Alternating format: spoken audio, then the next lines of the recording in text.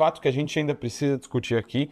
Em 2006, as Brigadas Al-Qassam, que ele funda, né, é importante pontuar isso, a resistência armada do Hamas, tem como ele um dos grandes idealizadores, se não o maior, naquela conjuntura onde ele cresceu e quando estava na cadeia. Em 2006, a resistência palestina consegue prender um soldado israelense. 5 anos depois ele foi solto e mais de 1.000 prisioneiros foram soltos pelo lado da Palestina. E dentro desses prisioneiros, um dos mais valiosos, um dos mais que a resistência palestina estava interessada em liberar, era ele mesmo. Ele acaba saindo assim da cadeia. Depois ele acaba sendo eleito 2 vezes líder do Hamas dentro de Gaza. Ele tem uma história complexa, apesar de ser colocado como um radical. E aqui é a grande pergunta: o que significa o Sinwar, a nomeação de Sinwar para ser o líder do Hamas em Gaza? As leituras assim mais simplificadoras vão falar: agora o Hamas é mais radical ainda, está colocando simplesmente um extremista como seu líder. Mas isso não é verdade.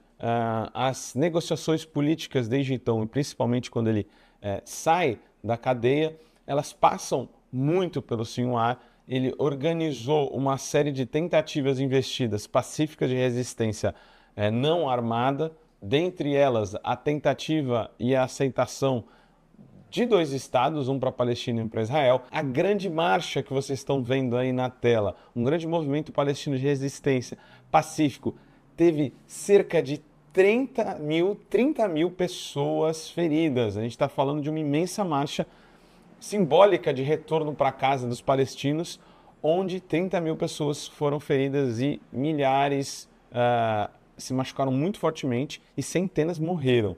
Então, apesar de tudo isso, Israel nunca avançou de fato em uma autonomia para um Estado palestino e tem sim uma radicalização da onde ele vira, digamos assim, idealizador e formulador, mas a partir de um contexto de nenhum espaço para uma negociação pacífica. E com isso a gente conclui e escapa das simplificações. O que significa essa nomeação?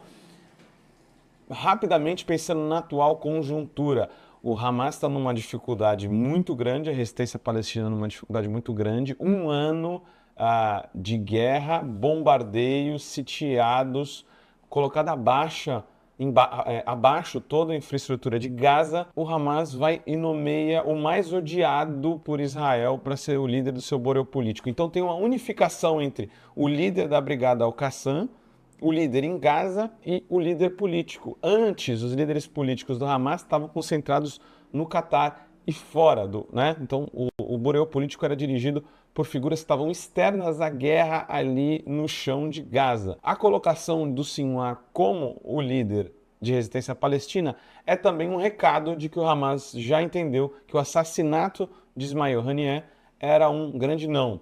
Não, Israel não vai negociar uma saída pacífica, um cessar-fogo, tampouco vai atender a nenhuma demanda da resistência palestina. A grande conclusão é essa, galera, que é da geopolítica, que gosta de estudar os fatos políticos de perto. Existe uma covardia e uma análise grosseira e arbitrária ao falar que o Hamas agora radicaliza e não quer negociação. Quem assassinou o líder político do Bureau, do partido Hamas, foi Netanyahu, que tem as mãos sujas de sangue e assassina o maior intelector político do partido. Então quem diz que não vai ter negociação e não vai ter mediação é Israel. Essa é uma grande reação do partido Hamas e também, como um todo, da resistência palestina, dizendo que também não vai pisar atrás. É uma demonstração também de fibra, uma tentativa de demonstração de força. Nomear alguém que está nesse momento debaixo dos túneis com pouca comunicação, relativamente isolado, mas que sempre foi central para todas as negociações e para o 7 de outubro, por isso tão odiado por Israel, mas que também pôde negociar a troca de reféns em novembro último, onde a gente teve o último assim mini cessar-fogo. Bom, galera, a gente vai voltar a abordar um pouco a questão palestina, porque acirrou muito depois dos contra-ataques e das reações do Irã, e esse é um tema que a nossa galera gosta, que é importante de ser desconstruído, porque tem muita mentira e muita grosseria de análise política.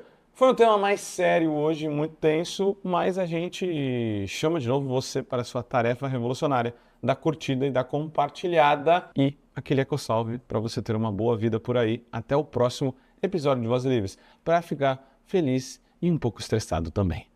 Até!